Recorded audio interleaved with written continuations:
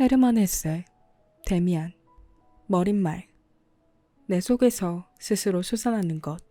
바로 그것을 나는 살아보려고 했다. 왜 그것이 그토록 어려웠을까? 나의 이야기를 하려면 아주 오래전으로 거슬러 올라가야만 한다. 내 유년 시절은 물론 가능하다면 그보다 훨씬 더 먼 옛날, 나의 근원까지 이야기해야 한다. 작가들은 소설을 쓸 때 마치 그들이 신이라도 된 것처럼 한 사람의 일생을 완벽하게 꿰뚫어보고 이해하듯 행동한다. 그리고 마치 신이 이야기하듯 모든 것이 진실인 것처럼 거리낌 없이 써내려가곤 한다. 하지만 나는 다른 작가들처럼 그렇게 할 수 없다. 내 이야기가 다른 어떤 작가의 이야기 이상으로 중요한데도 말이다. 왜냐하면 이 이야기는 바로 나 자신의 이야기일 뿐 아니라 한 인간의 본질에 대한 이야기이기 때문이다. 다시 말해서 이상적으로 꾸며냈다든가 그렇지 않으면 존재하지도 않는 인물의 이야기가 아닌 살아 숨쉬는 존재의 단 한 번뿐인 삶에 대한 이야기이기 때문이다. 살아 숨쉬는 인간이란 어떤 존재인가 하는 의미는 과거 어느 때보다 모호하다.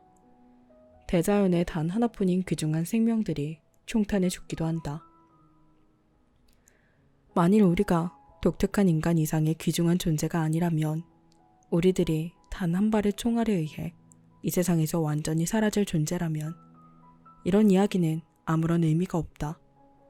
그러나 인간이란 인간 이상의 존재이다. 단 한 번뿐이며 결코 되풀이되지 않는 유일하고도 경이로운 존재이다. 그렇기 때문에 모든 인간의 이야기는 중요하고 영원하고 신성하며 모든 인간은 어떻게든 살아서 자연의 의지를 실현시키는 한 누구나 경이로운 존재이고 주목할 만한 가치가 있다. 모든 인간은 자신의 내면에서 정신의 형체를 이루게 되며 신의 피조물로 고뇌하고 각자의 구세주를 십자가에 못 박고 있다. 오늘날 인간이 무엇인지 아는 이는 별로 없다. 그 덕분에 대부분의 사람은 죽음을 좀 더 편안하게 받아들인다. 나도 이 이야기를 다 끝내고 나면 더욱 편안히 죽을 수 있을 것이다. 나도 인간이 무엇인지 잘 알지 못한다. 다만 나는 끊임없이 무언가를 탐구해왔으며 지금 역시 그러하다. 다만 나는 이제 더 이상 별이나 책에서의 답을 찾기보단 나의 내면에서 나의 피가 주는 가르침을 들으려 한다. 내 이야기는 즐겁지 않으며 꾸며낸 이야기처럼 달콤하거나 조화롭지도 않다. 자신을 더 이상 기만하지 않으려는 모든 인간의 생활과도 같이 불합리하고 혼란스러우며 일종의 광기와 꿈의 맛이 있다. 모든 인간의 생활은 자기 자신으로 향하는 하나의 길이고 그 길을 가려는 시도이며 어떤 길에 대한 암시이다. 어느 누구도 완벽하게 그 자신이 된 적은 없다. 그럼에도 불구하고 그들 나름대로는 그 자신이 되어보기 위해 어떤 이는 다소 서투르게, 어떤 이는 좀 더 명석하게 자신의 힘이 닿는 만큼 노력한다. 자신의 목숨이 다하는 한 누구라도 출생의 잔재를, 태고적의 점액과 알껍데기를 마지막까지 끌어안고 있다. 끝끝내 인간이 되지 못하고 개구리나 도마뱀, 개미에 머무는 일도 허다하다. 머리는 인간이지만 몸은 물고기인 사람도 있다. 그 하나하나는 인간을 창조하기 위한 자연의 도박이다. 우리 모두는 어머니로부터 태어난다. 모든 인간은 동일한 심연에서 유래한다.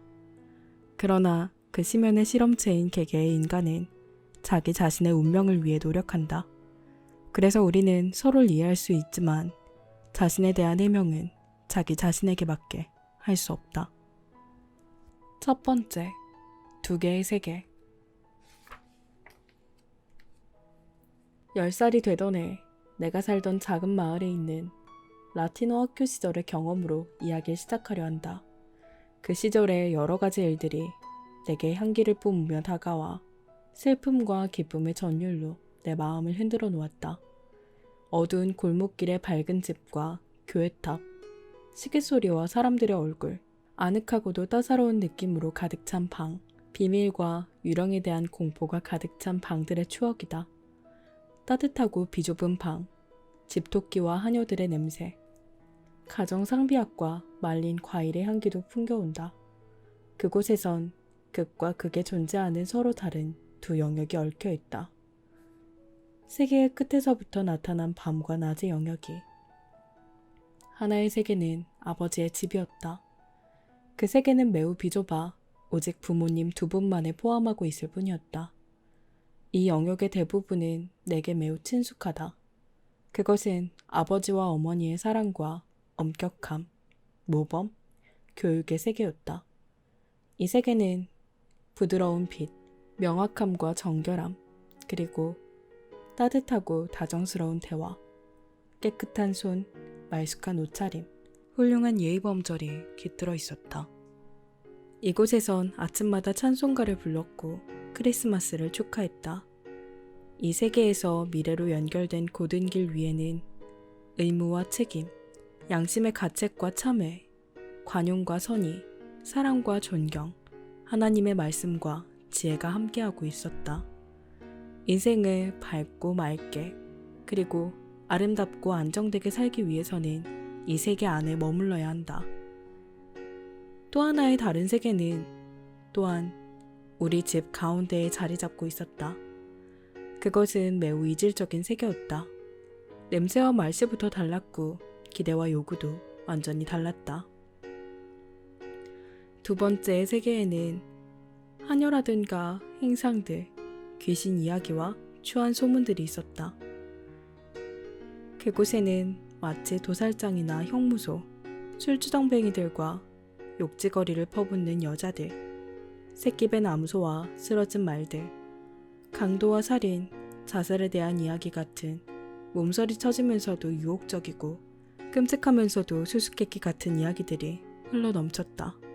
흥미롭지만 무섭고 거칠고 어두침침한 일들이 바로 내 주위에 옆골목이나 이웃집에 존재하고 있었다.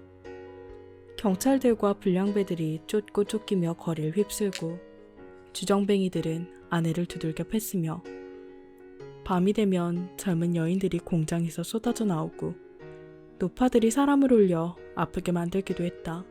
강도들이 숲속에 자리 잡았고 방화범이 경찰에게 붙잡히기도 했다. 이처럼 또 하나의 격정적인 세계가 도처에 넘쳐흐르고 악취를 풍겼다. 그러나 다행스럽게 아버지와 어머니가 계시는 우리 집만은 제외였다. 여기 한쪽 영역, 우리 집의 평화와 질서, 안정, 의무와 책임, 용서와 사랑이 함께 있다는 것은 정말 놀라운 일이었다.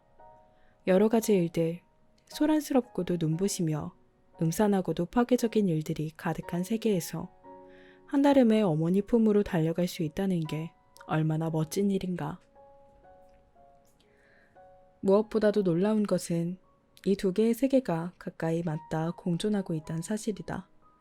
예를 들자면 우리 집 하녀인 리나는 저녁 기도를 올릴 때면 거실 문 앞에 앉아 깨끗이 씻은 손에 빳빳하게 다림질한 앞치마에 단정히 모으고 우리와 함께 찬송가를 부른다.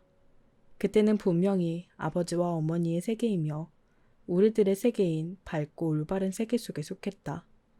그러나 부엌이나 장작을 쌓아둔 헛간에선 내게 머리 없는 난쟁이 이야기를 들려주거나 부둣간에서 이웃집 여자들과 다툴 때는 전혀 다른 세계의 사람이었고 비밀에 둘러싸여 있었다. 모든 일들이 그러했으며 내 자신조차도 마찬가지였다. 확실히 나는 밝고 올바른 세계에 속해 있었으며 내 부모님의 아들이었다. 그렇지만 눈과 귀를 돌리면 그곳에는 언제나 다른 세계가 존재하고 있었다. 나는 다른 세계 속에서도 살고 있었다. 그런 사실이 내겐 낯설고 불안하고 양심의 가책이 되었지만 때론 금지된 세계에 살고 싶다는 생각이 들었다. 그래서 밝은 세계로 돌아오는 것이 무의미하고 황량한 세계로 돌아오는 것처럼 지루하게 여긴 적도 있었다.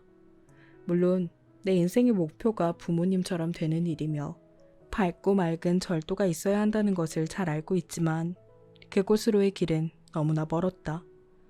그곳까지 이르기 위해서는 학교를 졸업한 뒤에도 학업을 계속하고 시험을 치러야만 했지만 길은 언제나 다른 캄캄한 세계의 바로 옆이나 그 한가운데를 통과해 가기 때문에 그 세계에 아주 머물거나 어쩌면 그 속에 빠져버릴 가능성도 충분했다. 그러한 운명에 놓인 탕아들의 이야기를 나는 열심히 읽었다. 탕아들의 이야기에서는 아버지와 선의 품으로 돌아가는 것은 언제나 구원이었으며 현명한 일이라는 점을 강조하고 있었다. 그렇게 하는 것만이 올바르고 선하며 바람직한 일이라고 나는 믿고 있었다. 하지만 나는 아칸이나 방탕아들의 이야기가 좀 더 흥미로웠다. 솔직히 말하자면 방탕아가 참여하고 다시금 선의 품으로 돌아온다는 결과가 불만스러울 지경이었다. 물론 그런 생각을 입 밖에 낸 적은 없었고 될 수 있으면 생각하지 않으려고 노력했다. 어찌되었든 그런 생각은 단지 공상으로나 있을 수 있는 일이며 마음의 맨 밑바닥에 존재하고 있을 뿐이었다.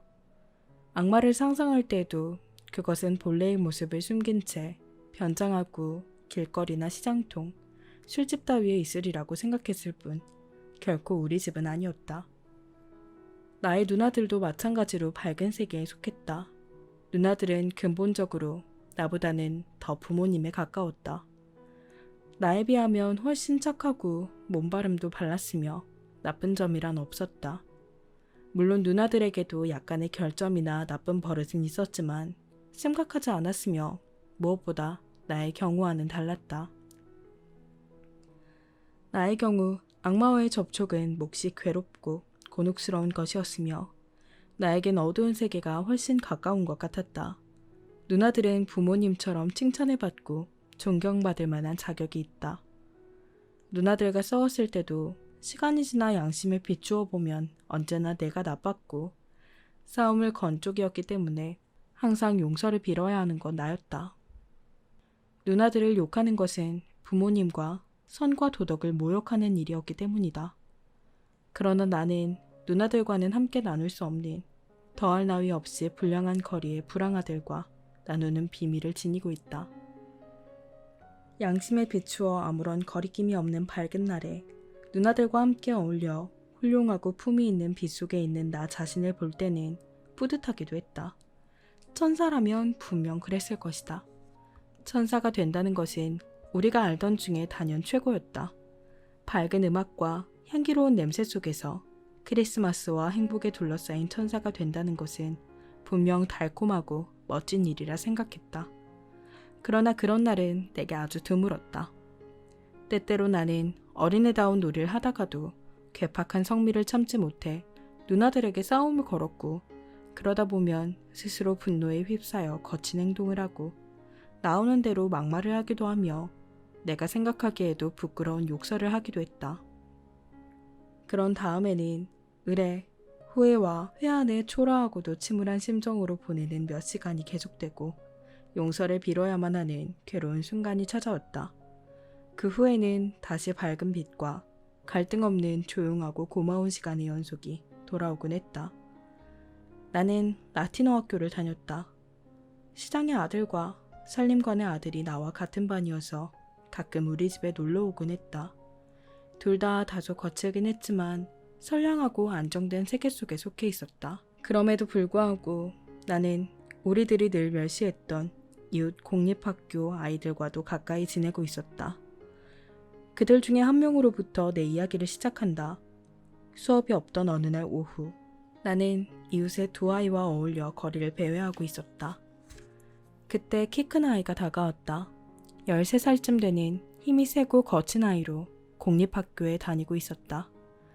그의 아버지는 양복점을 운영했지만 술주정뱅이였고 그의 가족들 모두 평판이 좋지 않았다. 나는 프란츠 크로머에 대해 잘 알고 있었고 속으로 그를 두려워했으므로 그와 어울리고 싶지 않았다. 그의 몸가짐은 벌써 어른스러웠고 젊은 직공들의 말투이며 걸음걸이를 흉내내고 있었다. 그가 시키는 대로 우리는 다리 옆에 강기슭으로 내려가 바로 앞에 있는 사람들의 시선이 머물지 않는 다리 기둥 뒤로 돌아갔다. 아치형의 다리 기둥과 천천히 흘러가는 시냇물 사이에 기슭은 온통 쓰레기와 유리 조각, 고철 덩어리, 그 밖에 잡다한 것들이 지저분하게 널려 있었다.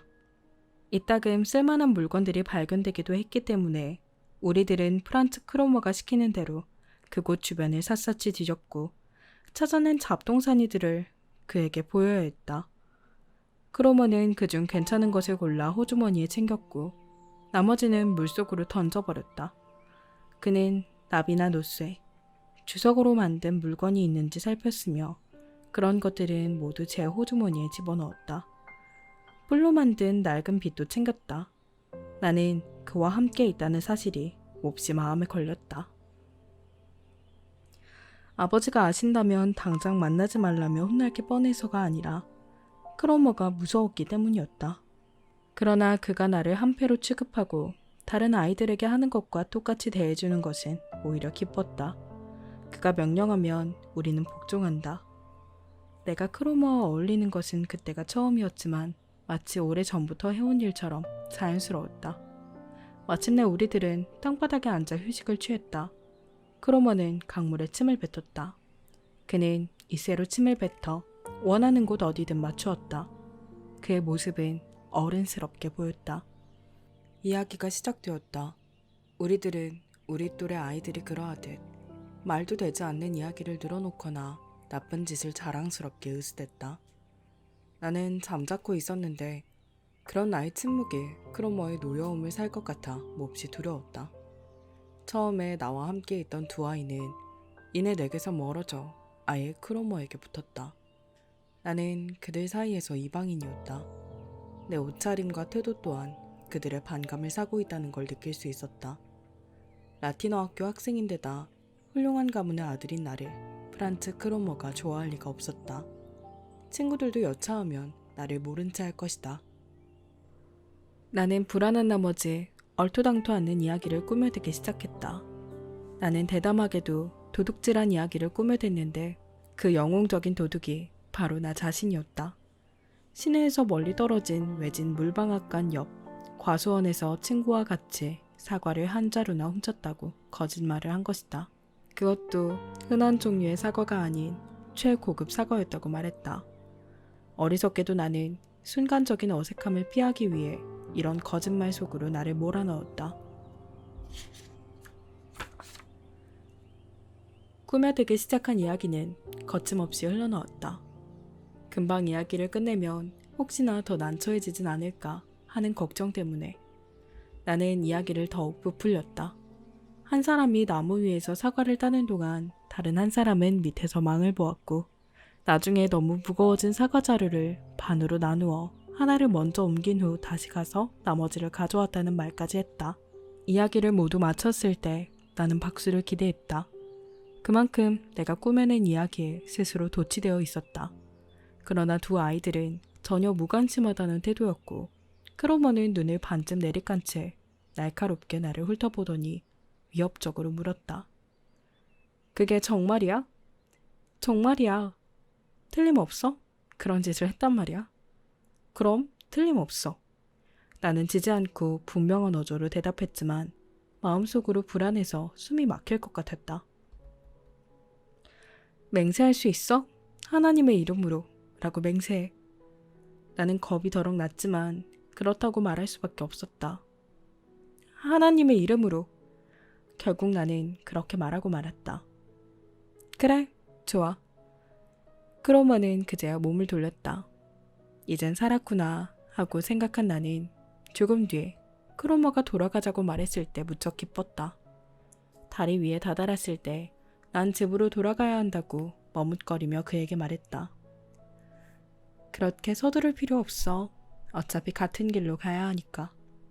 크로머는 웃으며 말했다. 그는 천천히 걷고 있는데도 나는 감히 도망칠 수 없었다. 그리고 그는 정말 우리 집 쪽으로 가고 있었다. 이윽고 우리 집 대문과 육중한 쇠 손잡이, 햇빛에 반사되어 반짝이는 창문과 어머니의 방 커튼이 보이는 곳에 이르렀을 때 나는 깊은 안도의 숨을 내쉬었다. 드디어 집으로 돌아왔구나. 밝고 평화가 있는 집으로 돌아올 수 있다는 건 얼마나 즐겁고 고마운 일인가. 내가 문을 열고 재빨리 안으로 뛰어들어가 문을 닫으려고 했을 때 크로머가 나를 쫓아와 문을 밀치고 들어왔다. 앞마당 쪽으로 햇빛이 들어오는 서늘하고 어두운 타일 복도에서 크로머는 내 옆으로 바짝 다가서서 팔을 붙잡고 낮은 목소리로 말했다. 그렇게 서두를 필요 없다고 했잖아. 나는 깜짝 놀라 그의 얼굴을 바라보았다. 내 팔을 잡고 있는 그의 손이 마치 무쇠처럼 단단하게 느껴졌다. 그는 대체 왜 이러는 것일까? 나를 괴롭히려는 것일까? 하는 생각에 금세 불안해졌다. 만약 지금 소리를 지른다면 누군가 달려나와 나를 구해줄 수 있을까? 그러나 나는 그렇게 하지 않았다. 왜 이래? 뭘 어쩌겠다는 거야? 내가 먼저 물었다. 아냐, 잠깐 내게 뭘 좀 물어보려는 것뿐이야. 굳이 다른 이들이 들을 필요는 없는 일이니까. 그래? 대체 무슨 이야기를 하려는 거야? 난 들어가야 돼. 알겠어? 너 알고 있겠지? 방앗간 옆 과수원이 누구네 땅인지. 크로머가 나직한 목소리로 말했다. 아니, 몰라. 난 그저 방앗간 집 땅이라고 생각했어. 크로머가 한쪽 팔로 내 몸을 휘감아 바짝 끌어당겼기 때문에 바로 코앞에서 그의 얼굴을 들여다볼 수 있게 되었다. 그의 얼굴에는 사악하고 심술궂은 기운이 흘러넘쳤다. 그래? 그럼 그 가수원이 누구네 건지 가르쳐 줄게. 사과를 도둑맞고 있다는 건 오래전부터 알던 사실이야. 과수원 주인이 사과를 훔친 놈을 신고하면 이마르크를 주겠다고 한 것도 알고 있어. 뭐라고? 맙소사. 나는 신음을 뱉었다. 너 설마 주인에게 일러 바치진 않겠지? 그의 양심에 호소한다 해도 소용없는 일이라는 걸 난 확실히 느꼈다. 그는 다른 세계의 인간이었으며 그에게 있어 배신 따위는 결코 죄책감을 느낄 만한 일이 아니었다. 이런 일에 있어서 다른 세계의 사람들은 우리들과 근본적으로 달랐으니까. 일러 바치지 말라고? 크로머는 가소롭다는 듯 픽 웃었다. 이봐, 넌 내가 돈 찍는 공장이라도 가진 줄 아나 봐? 난 가난뱅이야. 너처럼 돈 많은 아버지를 둔 것도 아닌데 내가 왜 이마르크를 벌 수 있을지 모르는 기회를 놓치겠니? 어쩌면 과수원 주인이 조금 더 줄지도 모르는데 말이야. 크로머는 나를 도와주었다. 우리 집 현관은 더 이상 평화나 안정의 향기를 풍기지 않았고 나를 감싸고 있는 세계는 허물어지고 말았다. 그 주인은 나를 도둑놈이라고 고발하겠지. 사람들은 이 일을 아버지에게 말할 것이고 어쩌면 경찰이 날 잡으러 올지도 모르는 일이었다. 혼탁하고 어두운 세계에 존재하는 여러 가지 공포가 나를 위협해왔다. 내가 한 번도 훔친 적 없다는 사실은 이제 아무런 소용이 없다. 내가 맹세까지 하지 않았던가. 이럴 수가. 순간 눈물이 솟아올랐다. 그에게 대가를 지불하지 않는 한 여길 빠져나갈 방도가 없다는데 생각이 미치자 나는 절망감에 빠져 호주머니란 호주머니를 모두 샅샅이 뒤졌다. 그러나 사과 하나, 칼자루 하나도 없었다. 그때 문득 시계가 떠올랐다. 낡은 은시계. 할머니께서 물려주셨지만 고장나서 그저 차고 다녔을 뿐인 시계.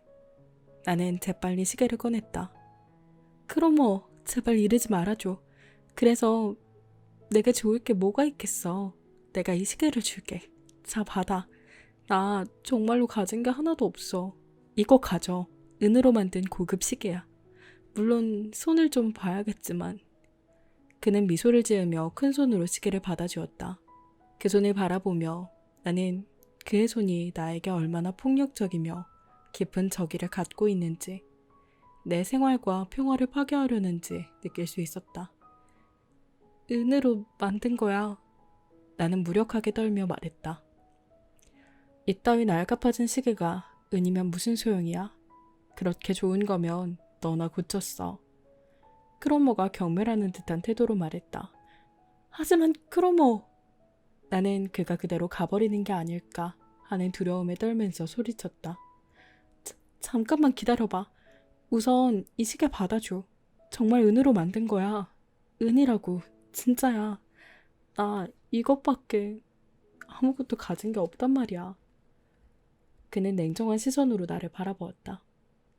그래, 내가 누구에게 가르는지 넌 잘 알고 있겠지. 경찰한테 얘기해도 돼. 난 경찰들을 잘 알고 있으니까. 그는 돌아섰다. 나는 그의 소매를 붙잡고 가지 못하게 했다. 일이 그렇게 되어선 안 됐다. 그가 이대로 돌아가 버리고 그 후에 벌어질 온갖 일들을 감당해야 한다면 차라리 죽는 편이 나을 것 같았다. 그럼 뭐 그런 어리석은 짓 하지 않겠지? 너 농담이지?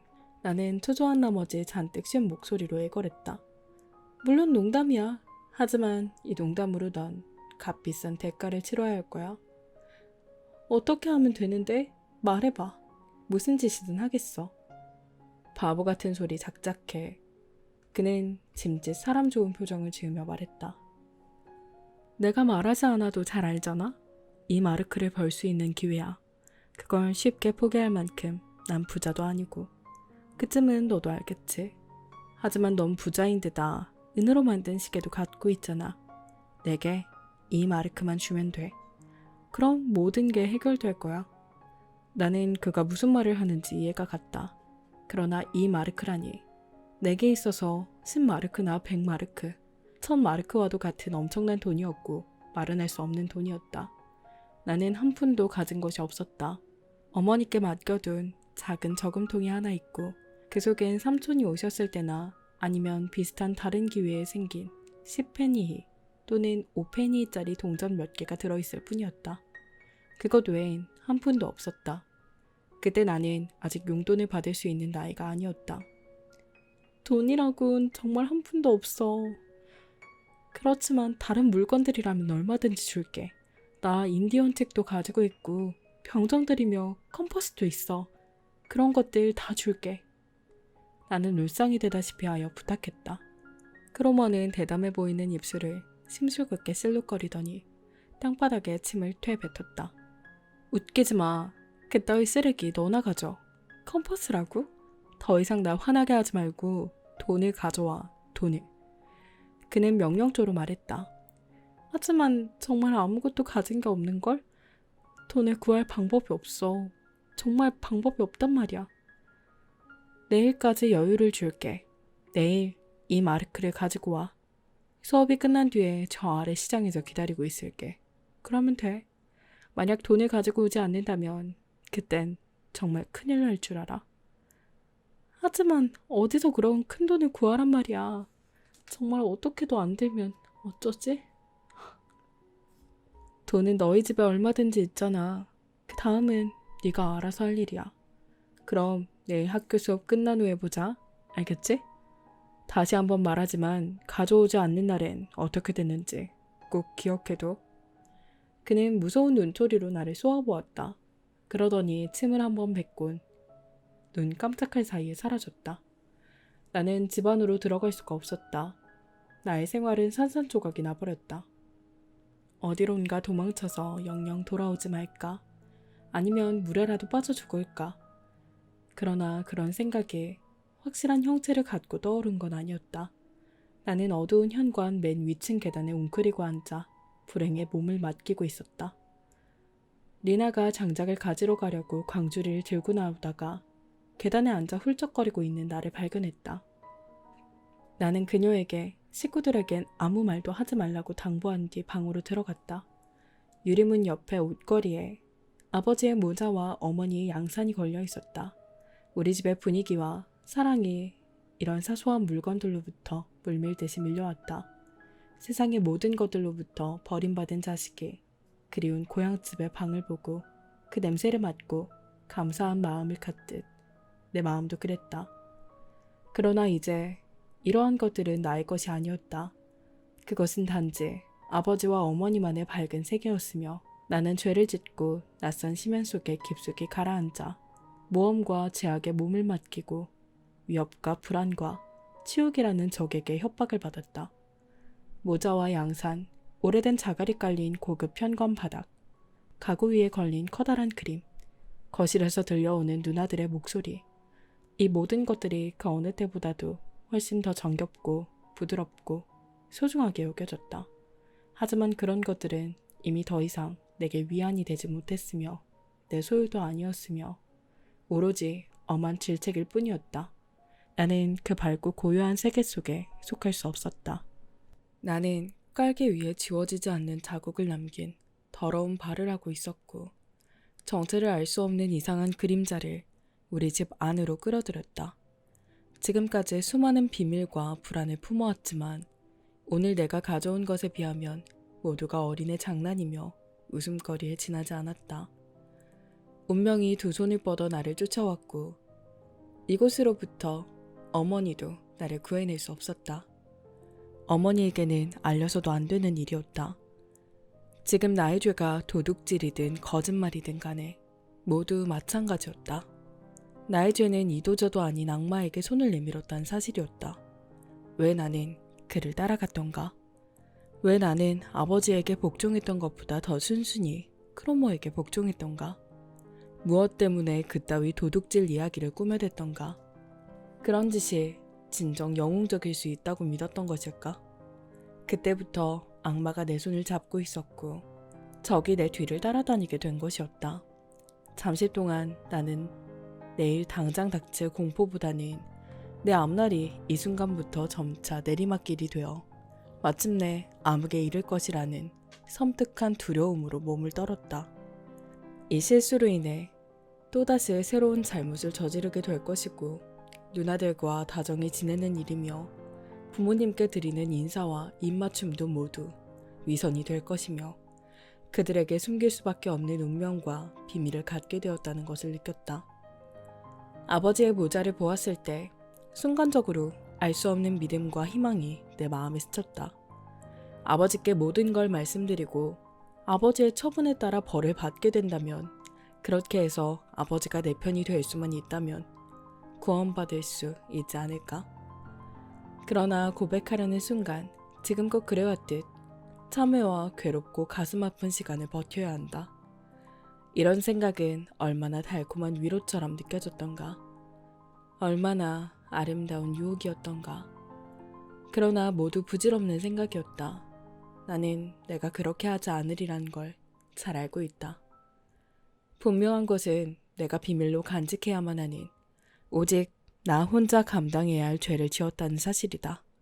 어쩌면 나는 지금 갈림길에 서 있을지 모른다. 그리고 이 순간부터 영원히 사악한 길로 빠져들어 악당들과 비밀을 나누며 그들에게 종속되어 복종하고 그들과 똑같은 존재가 되어야 할지 모른다. 어른인 척, 영웅인 척하며 내가 벌인 일의 대가를 견뎌야만 한다. 방으로 들어섰을 때 아버지께서 내 젖은 신발을 지적하며 혼내신 것은 차라리 다행이었다. 아버지의 주의가 다른 곳으로 돌려짐으로써 더 나쁜 사태를 깨닫지 못하셨고 나는 그저 아버지의 꾸중을 묵묵히 감수하면서 남몰래 다른 일에 그것을 연관시켜버렸다. 그러다 보니 새롭고 묘한 감정이 마음속에서 일었다. 바로 날카로운 반항심이었다. 나는 아버지에 대해 우월감을 느꼈다.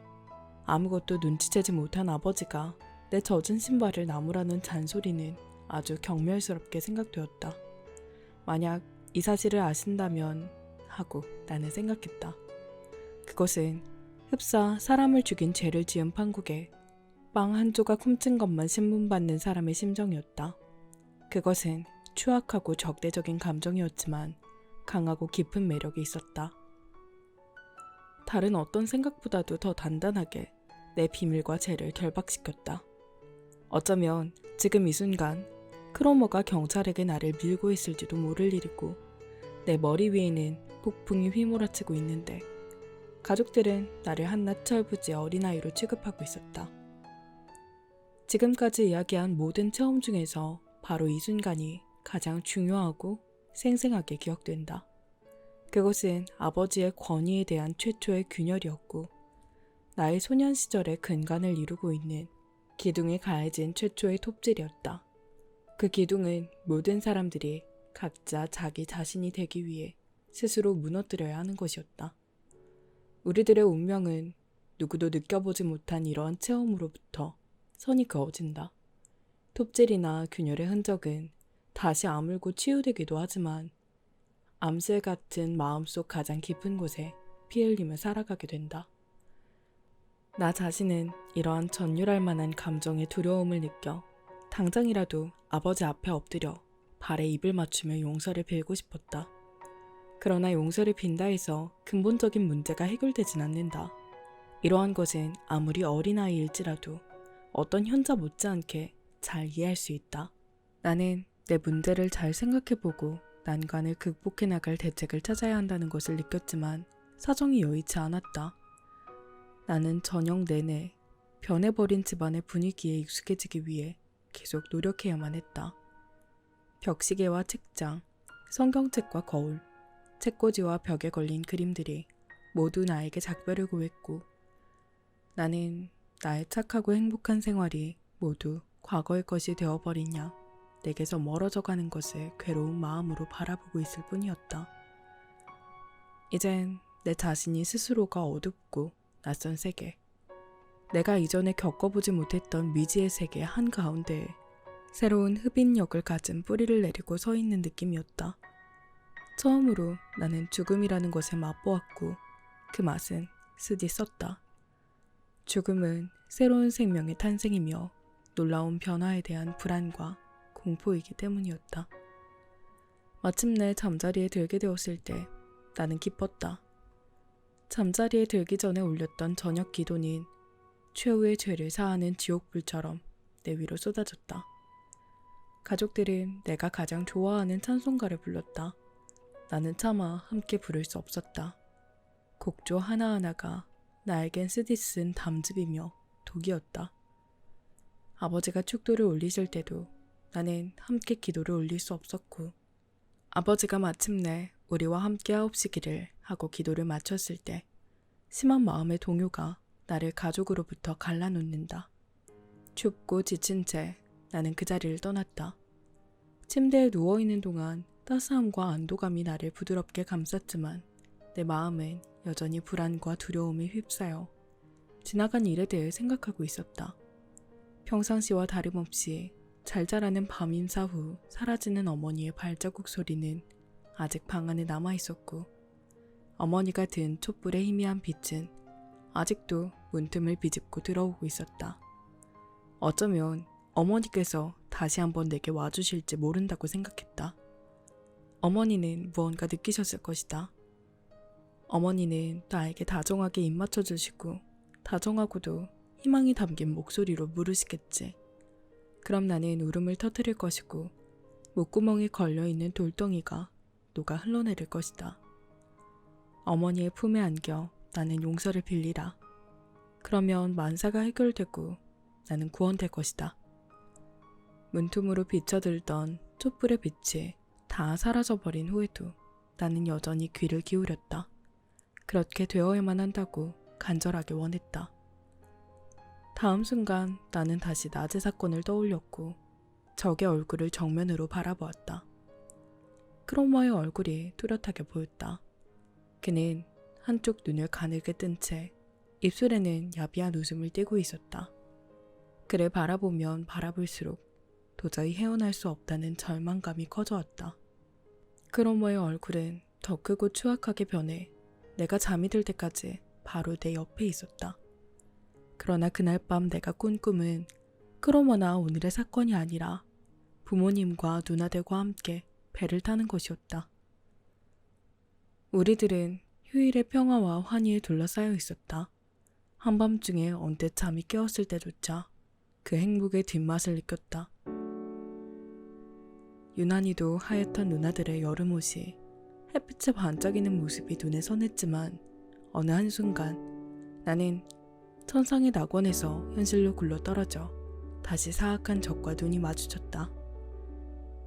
다음날 아침 어머니가 왜 이렇게 늦도록 일어나지 않느냐 물었을 때 나는 창백한 얼굴로 침대에 누워 있었다.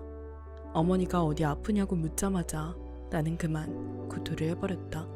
이로 인해 나는 얼마간의 이득을 보았다. 나는 원래 몸이 조금 아픈 날이 좋았다. 아침 늦게까지 침대에 누워 카모마일 차를 마시면서 어머니가 청소하는 소리와 리나가 고기 장수와 흥정하는 소리를 듣는 것을 좋아했기 때문이다.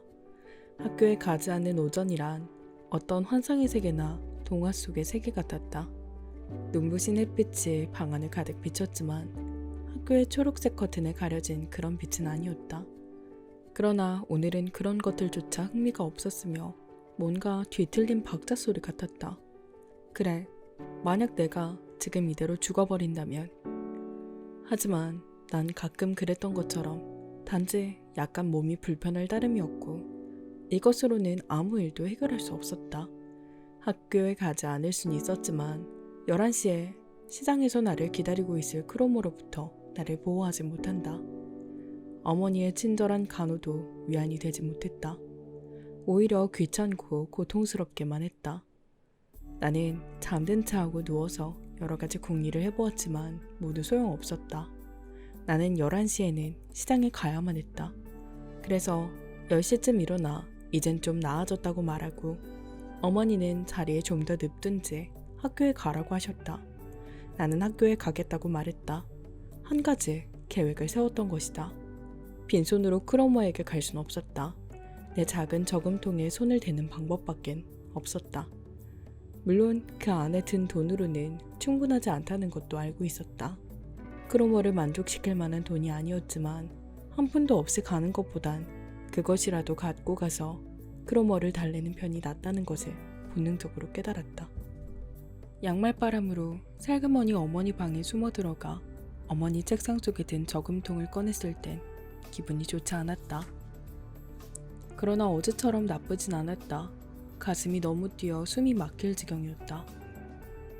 계단에 이르러 처음으로 저금통을 살펴보고 그것이 잠겨있음을 알았을 때까지도 기분이 좋아지지 않았다. 그것을 여는 것은 간단했다. 가는 양철 격자를 부수기만 하면 된다.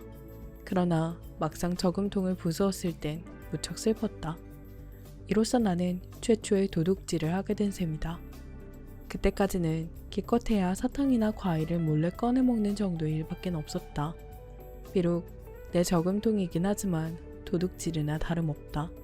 나는 크로머와 그가 속해 있는 세계로 한 걸음 더 다가섰고 타락의 길로 점점 빠져들고 있다는 것을 깨닫고 저항하고 싶었지만 지금으로선 악마가 나를 잡아간다 해도 돌이킬 수 없었다. 나는 불안한 마음으로 돈을 세어보았다.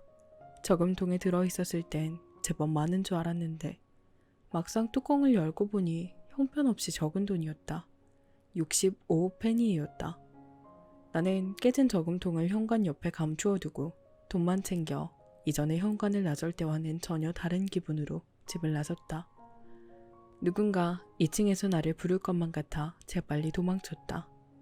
10분 정도 여유가 있었으므로 일부러 지름길을 피해 골목을 빙 돌아갔다. 한 번도 본 적 없는 듯한 구름 아래로에서 나를 바라보는 집들을 지나 나를 의심쩍게 바라보는 듯한 사람들의 시선을 피해 걸었다. 친구가 가축시장 부근에서 1달러를 주운 일이 문득 떠올랐다. 하나님이 내게도 그런 행운을 베풀어 주십사 하고 기도하고 싶었지만 나는 더 이상 기도를 올릴 권리가 없는 놈이었다. 또 이제 와서 제 아무리 기도를 한다 한들 깨진 저금통이 원래대로 돌아오진 않을 것이다. 멀리서 프란트 크로모가 나를 알아보고 나의 존재 따위는 관심도 없다는 듯 천천히 걸어왔다. 내 곁으로 다가온 그는 따라오라는 듯한 눈짓을 하고는 한 번도 뒤돌지 않고 시트로 거리로 내려가 다리 건너 작은 골목 끝에 있는 새로 지은 집 앞에서 걸음을 멈추었다. 공사가 중단된 그곳에는 아무도 없었다. 문도 창문도 없이 담들만 황량하게 서 있었다. 크로머는 주위를 둘러본 후 문 안으로 들어갔고 나는 그를 뒤따랐다. 그는 담 위로 돌아가더니 내게 오라고 손짓을 하고 손을 내밀었다. 가져왔겠지? 그는 차갑게 물었다. 나는 주머니에 움켜쥐고 있던 돈을 꺼내 그의 손 위에 쏟아놓았다. 마지막 5페니짜리 동전의 짤랑거리는 소리가 사라지기도 전에 벌써 그는 돈이 얼마인지 헤아렸다. 65페니일 뿐이야? 이렇게 말하면서도 그는 나를 빤히 보았다. 응, 나는 겁먹은 태도로 대답했다. 이게 내가 가지고 있는 전부야. 많이 부족하다는 거 잘 알지만 어쩔 수 없었어. 더는 가진 게 없어. 난 네가 영리한 녀석이라고 생각했는데. 그는 비교적 온화한 어조로 나를 일찍했다. 명예를 존중하는 남자들 사이에는 질서가 있어야 하는 법이야. 난 결코 되게 부당한 욕을 하는 게 아니야. 이런 니켈 돈 따위는 도로 넣어도 너도 누군지 잘 알고 있겠지만 그 사람은 값을 깎지 않아. 약속한 값은 정확하게 셈해줄 거야. 하지만 내겐 이것밖에 없는데 어떻게 해? 이거 내가 저금했던 돈이야. 그런 건 내 알 바 아니야. 널 불행하게 만들고 싶지 않아. 넌 내게 1마르크 35페니를 빚졌어. 언제 갚을 거야? 그래, 꼭 갚을게. 당장은 아니지만 아마 내일이라든지 모레 곧 더 많이 생길지 몰라. 아버지한테 말씀드릴 수 없다는 거 너도 잘 알잖아. 그건 나와 상관없는 일이야. 뭐 널 괴롭히고 싶진 않아.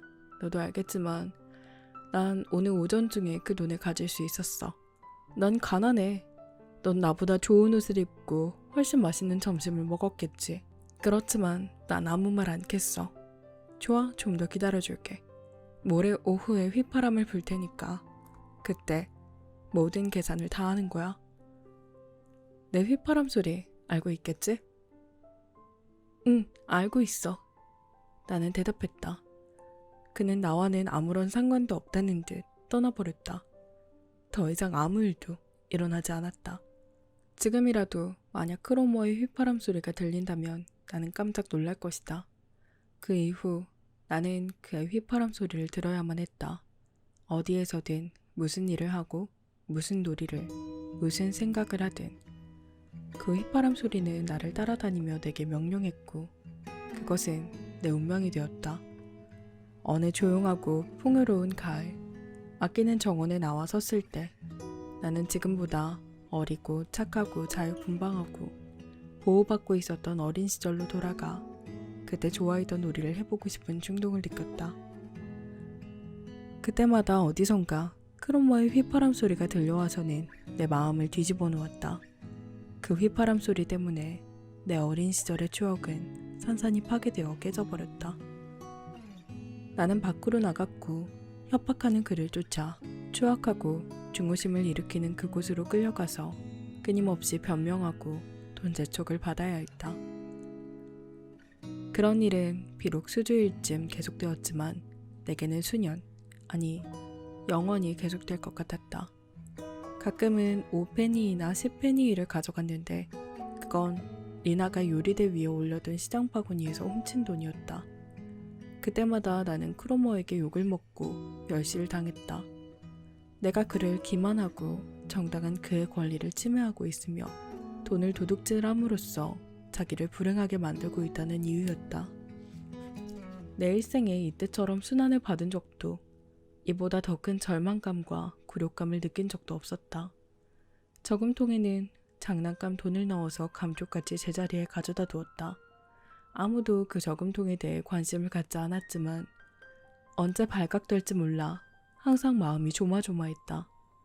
어머니께서 조용히 내게 다가올 때면 혹시 저금통에 관한 일을 알게 되신 걸까 하는 불안함 때문에 크로머의 휘파람 소리보다 더 두려움을 느꼈다. 내가 한 푼도 없이 그 악마에게 나타나는 때가 많아지자 그는 다른 방법으로 나를 괴롭히고 이용하기 시작했다. 나는 그를 위해 일해야만 했다. 그는 나에게 그를 대신해 그의 아버지 심부름을 하거나 10분 동안 외발뛰기, 지나가는 사람의 겉옷에 종이조각 붙이기 등을 명령했다. 나는 꿈에서도 이런 고통을 당하거나 악마에게 쫓겨 가위를 눌린 채 식은땀을 흘려야만 했다. 결국 나는 병이 났다. 자주 구토를 하고 곧잘 오한에 떨었으며 밤엔 열이 오르고 식은땀이 흘렀다. 어머니께서는 뭔가 잘못됐다는 것을 알고는 내게 온갖 관심을 쏟으셨지만 그것이 나를 더욱 고통스럽게 했다. 어느 날 저녁, 내가 일찍 잠자리에 누웠을 때 어머니께서 초콜릿 하나를 주셨다. 어렸을 적부터 어머니는 내가 착하고 얌전하게 잘 지내면 잠이 잘 오도록 이런 것을 상으로 주시곤 했다. 그때도 어머니가 내게 초콜릿 한 조각을 내미셨다. 나는 단지 머리를 흔들 수밖에 없었다. 너무나 가슴이 아팠다. 어머니는 어디가 아프냐고 물으며 내 머리를 쓰다듬어 주셨다. 아니야, 아무것도 먹기 싫어. 나는 이렇게 고함칠 수밖에 없었다. 어머니는 초콜릿을 내 머리맡에 놓고는 조용히 나가셨다. 이튿날 어머니가 어젯밤의 일에 대해 물었을 때 난 아무것도 기억하지 못하는 것처럼 행동했다. 의사의 진찰을 받기도 했는데 그는 아침에 냉수욕을 하라는 처방을 내렸다. 그 시절 내 상태는 광기의 연속이었다. 우리 집의 평화스러운 생활 속에서 나는 마치 유령을 본 것처럼 겁먹고 괴로워했으며 다른 사람과 함께 생활할 수도 없었다. 한순간이나마 불안한 내 처지를 잊은 일은 거의 없었다. 아버지께서는 종종 역적을 내시며 이유를 물었지만 나는 그저 마음을 닫고 말았다. 두 번째, 카인. 구원은 전혀 예기치 못했던 방향에서 왔다. 구원과 더불어 그 영향이 오늘날까지도 계속되는 완전히 새로운 일이 내 생활 속에 스며들었다. 그 당시 우리 학교에 전학 온 학생이 한 명 있었다. 그는 부유한 미망인의 아들로 이 도시로 이사 온 지 얼마 되지 않았다. 소매에 검은 상장을 두른 그는 나보다 나이가 많아서 상급학년이었지만 곧 모든 학생의 주목을 끌었다. 나 역시 그에게 관심을 가지고 있었다. 그 아이는 나이가 들어 보여 누구도 그를 소년으로 보지 않았다. 어린 소년들 사이에서 마치 어른처럼 점잖게 행동하는 그는 호감 가는 존재가 아니었다. 그는 우리들과 함께 어울려 놀지 않았고 싸움 같은 건 하지 않았다. 그러나 선생님을 대할 때 어른스럽고 단호한 음성만큼은 다른 학생들의 주의를 끌었다. 그의 이름은 막스 데미안이었다. 학교에서는 가끔 있는 일이었지만 어느 날 우리는 큰 교실에서 데미안의 반과 함께 합반 수업을 하게 되었다. 하급생들은 성서 이야기를 공부했고 상급생들은 작문을 했다. 카인과 아벨의 이야기를 억지로 듣고 있던 동안 나는 자주 데미안 쪽을 쳐다보았다. 이상하게도 그의 얼굴은 나를 매혹시켰다.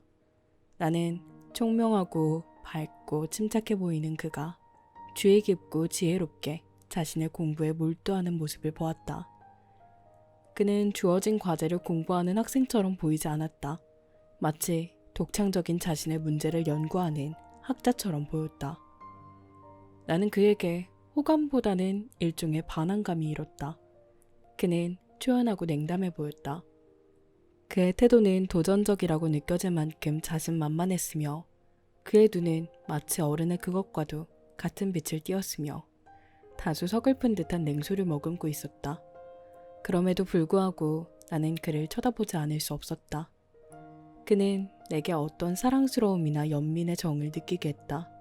간혹 그와 시선이 마주치기라도 하면 나는 깜짝 놀라 시선을 돌려버리곤 했다.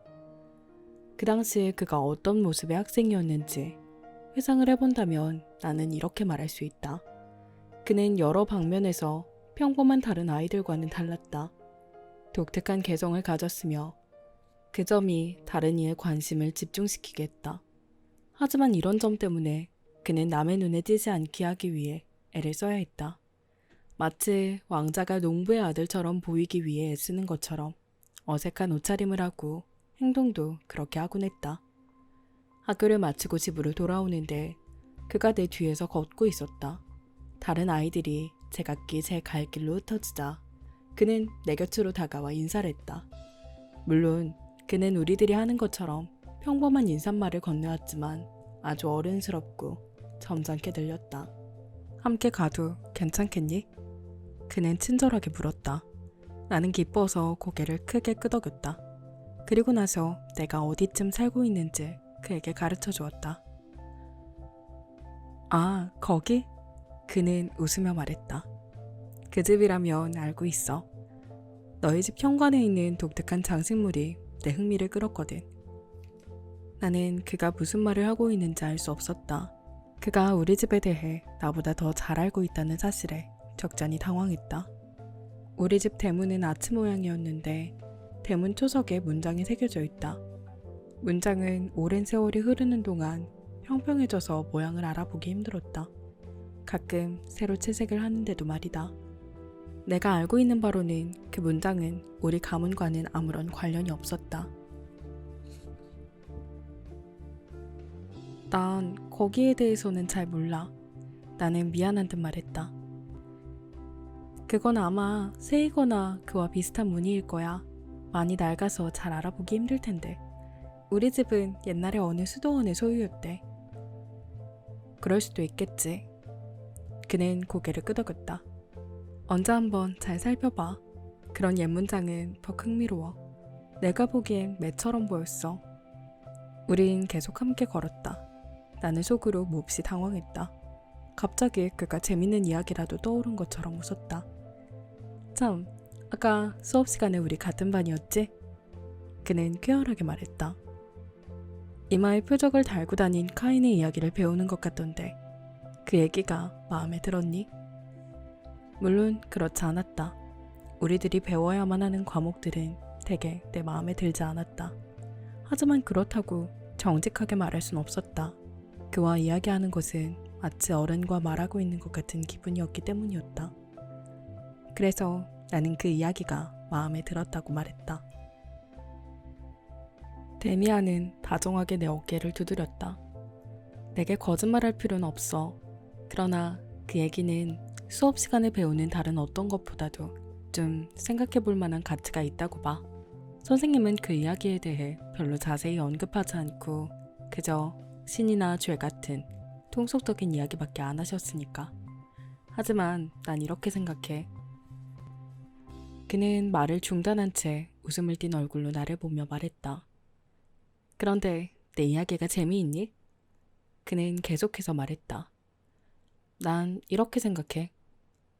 카인의 이야기는 완전히 다르게 해석될 수도 있다고 말이야. 우리들이 배우는 것의 대개는 어떤 면에선 확실히 진실이고 정당하지만 이 모든 것을 선생님이 말씀하시는 것과는 다른 관점에서 볼 수도 있어. 대개는 다른 면에서 볼 때 더 나은 의미를 갖게 되지. 카인의 이야기를 예로 들자면 말이지. 그의 이마 위의 표적에 대해서도 우린 선생님의 설명만으론 납득할 수 없는 점이 많거든. 그렇게 생각하지 않니? 싸우다가 형제를 죽이는 일은 사실 있을 수 있는 일이잖아. 그러고 나서 불안해하고 소심하게 변해버린다는 것도 가능해. 그렇지만 그가 자신의 비겁함 때문에 자신을 보호하고 다른 사람을 겁주기 위해 특별한 훈장까지 일부러 달았다면 그거 좀 우습지 않아? 맞아, 그건 그래. 나는 흥미를 느끼기 시작했다. 그 문제가 나를 매혹시켰던 것이다. 그런데 그 이야기를 어떻게 다르게 생각해 본다는 거지? 그는 내 어깨를 쳤다. 아주 간단해. 여기서 문제가 되고 있는 이야기의 주제가 되는 것은 바로 표적이야. 생각해봐. 다른 사람에게 두려움을 안겨주는 그 무엇인가를 가진 사람이 있다고 치자. 어느 누구도 감히 그를 건드릴 사람이 없고 그의 자식들도 그와 마찬가지로 남에게 깊은 인상을 주었단 말이야. 추측이 아니라 그들의 이마에 무슨 우편물의 소인 같은 표적이 있는 것은 아닌 게 확실해. 세상에는 그런 일은 흔하지 않으니까. 말로 표현하기 힘들지만 뭔지 경외심을 일으킬 수 있는 것이 그들에겐 있고 평범한 사람들과 달리 좀 엄격하고 지혜로워 보이면서도 대담한 그 무엇인가를 그들의 눈빛에서 느낄 수 있을 거야. 이 사람은 강한 힘을 가지고 있었고 다른 사람들은 그것을 두려워했던 거야. 그래서 그는 표적을 지니게 된 거지. 사람들은 그것을 각자 자기들의 방식으로 설명하는 거야. 사람들은 언제나 자기에게 유리하고 자기를 정당화시킬 수 있는 걸 바라지. 사람들은 카인의 후회를 두려워했던 거야. 그래서 이 표적을 훈장으로 해석하지 않았을 뿐 아니라 반대로 아주 불미스럽다고 해석하고 그 표적을 지닌 사람을 두려워했어. 또 사실 그러기도 했겠지. 용기와 개성을 가진 사람은 평범한 이들에게 두려운 존재니까. 두려움을 모르는 강한 종족이 자기들 주위에 살고 있다는 건 매우 견디기 힘든 일이었을 거야. 그래서 사람들은 그 강한 종족에게 일종의 보복을 가한 거야. 그들이 받는 공포심에 대한 보상을 받기 위해 하나의 별명과 전설을 만들어서 붙였던 거지. 내 말 이해하겠니? 응, 그건 다시 말하면 카인이 사실은 전혀 악한 사람이 아니었단 말이지. 성서에 나오는 이야기가 모두 사실이 아니란 말이지. 그렇다고도 할 수 있고 그렇지 않다고도 할 수 있어. 아주 오래된 이야기일수록 언제나 사실 그대로 기록되고 옳은 의미로 해석되어 왔다고 볼 순 없어. 간단히 말해 난 카인이 뛰어난 사람이었다고 생각해. 단지 사람들이 그를 두려워했기 때문에 그러한 이야기를 지어냈다고 생각해. 이런 이야기인 사람들이 단순하게 짓거려대는 허무맹랑한 소문에 불과한 거야. 그렇지만 카인과 그의 자식들이 일종의 표적을 갖고 있었고 대부분의 다른 사람들과는 전혀 달랐다는 것만은 전적으로 옳다고 생각해. 나는 대단히 놀랐다. 그럼 동생을 죽였다는 건? 나는 충격을 받아 이렇게 물어보았다. 물론 사실이야. 분명히 그건 사실일 거야. 강한 자가 약한 자를 죽인 거야. 그들이 정말 형제였는지는 의심의 여지가 있긴 하지만 그건 중요하지 않아. 결국 사람들은 모두가 형제이니까. 따라서 강한 자가 약한 자를 죽인 것에 불과한 거야. 그것은 무척 영웅적인 행동이었을 수 있고 또 그렇지 않았을 수도 있어. 어쨌든 약한 자들은 두려움을 느꼈던 거야. 그들은 공포에 휩싸여 한탄했겠지. 그렇지만 누군가가 그들에게 왜 그들을 해치우지 못하지? 하고 물으면 우리가 겁쟁이라서 라고 말하진 않을 거야. 그럴 순 없어. 그 자들은 표적을 달고 있어. 신이 그들에게 표적을 주었거든. 하고 말하는 거야. 대충 이렇게 해서 그 황당한 이야기가 만들어졌을 거야. 아, 너를 너무 오래 붙잡고 있었네. 그럼 잘 가. 그가 알트거리로 구부러져 돌아가자 나는 한동안 멍하게 혼자 서 있었다. 그가 가버리자마자 그가 이제까지 한 이야기는 한마디도 믿을 수 없다는 사실로 여겨졌다. 카인은 강한 사람이고 아벨이 겁쟁이였다니. 카인이 표적의 혼장이었다니. 그건 불합리한 이야기였으며 하나님을 비방하고 모독하는 말이다. 그렇다면 사랑하는 신은 대체 어디 계셨단 말인가? 신께서는 아벨의 재물을 받지 않았고 아벨을 사랑하지 않으셨단 말인가? 아니, 그럴 리 없다. 그건 어리석은 이야기야. 나는 데미안이 나를 놀리려고 궁지에 빠뜨리기 위해 꾸며낸 이야기라고 생각했다.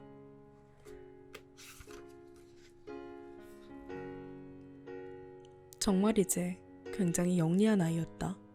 말도 조리 있게 잘하지만 날 속일 순 없을 것이다.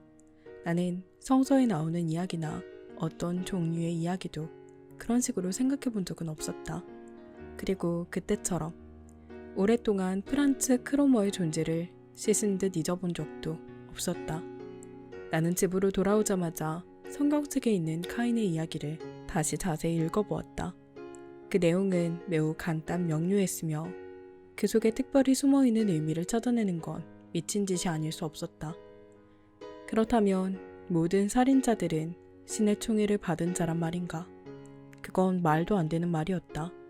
그러나 데미안이 모든 것은 쉽고 분명하다는 듯 그렇게 훌륭하고 조리 있게 진지한 눈빛으로 이야기할 수 있었단 점이 나의 마음을 사로잡았다.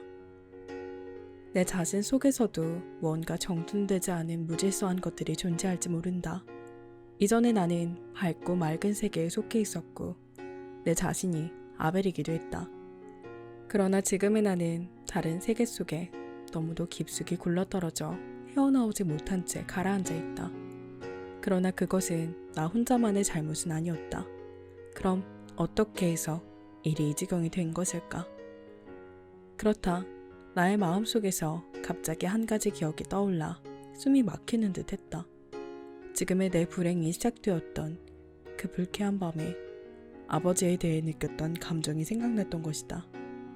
그 당시 나는 한순간이나마 아버지와 아버지로 대표되는 밝은 세계와 지혜의 이면을 단숨에 꿰뚫어 본 것처럼 멸시했었다. 그때의 나는 분명 카인이었고 이마에 달린 표적을 수치스럽게 여기기보단 훈장을 단 것처럼 의스대며 나의 죄악과 불행을 통해서 나는 아버지와 같은 선하고 경건한 사람들보다도 우월한 위치에 있다고 생각했다. 그 당시의 경험이 어떤 분명한 사상의 체계를 갖추고 있지 않았지만 이 모든 것이 그 속에 속해 있었고 그것으로 인해 지극히 불행한 상태에서도 엉뚱한 긍지와 오만으로 가득 찰 수 있었다. 그런데 데미안은 강자와 약자에 대해 왜 그런 이상한 방향으로서 이야기를 해주었을까? 카인의 표적에 관한 해석만도 그랬다. 어른스럽게 빛나던 그의 눈빛은 어떠했던가? 그러자 이런 생각이 내 머리를 어렴풋이 스쳐갔다. 데미안 자신이야말로 일종의 카인이 아닐까? 만일 그가 자신을 카인의 일족으로 생각하지 않는다면 왜 그는 카인을 옹호하는 것일까? 어떻게 그 눈빛에 그런 힘이 담겨 있을 수 있을까? 경건하고 신의 뜻에 부합되는 다른 사람들에 대해서는 그는 왜 그렇게 비웃듯이 말하는 걸까? 나는 이 생각을 결론 지을 수 없었다. 샘물에 돌멩이 하나를 던졌는데 그 샘은 바로 나의 어린 영혼이었다. 한동안, 아니 매우 오랫동안 인식과 의혹과 비평 같은 시도를 하게 될 때 카인의 살인과 표적에 대한 문제는 언제나 그 출발점이 되었다. 다른 학생들도 나와 마찬가지로 데미안에게 흥미를 갖고 있었다는 사실을 곧 알게 되었다. 카인의 이야기를 어느 누구에게도 하지 않았지만 그는 분명 다른 아이들의 관심을 끌고 있었다. 이 전학생에 대한 무수한 소문이 나돌았다. 만약 내가 그 소문을 전부 들을 수 있었다면 그를 이해하는 데 많은 도움이 되었을 뿐 아니라 모든 것을 확실하게 알 수 있었을 것이다. 내가 알고 있는 건 데미안의 어머니가 상당히 부자라는 사실이었다. 또한 그의 어머니는 교회에 나가지 않았으며 그의 아들도 마찬가지라는 소문이었다. 그들이 유대인이라고 하는 사람도 있었고 회교도라고 말하는 사람도 있었다. 이뿐만 아니라 막스 데미안의 힘에 대해서도 말들이 많았다. 같은 학급에서 가장 힘이 센 아이가 그에게 싸움을 걸었는데 그가 응하지 않자 겁쟁이라고 비웃다가 그에게 몹시 혼났다는 것은 사실이었다.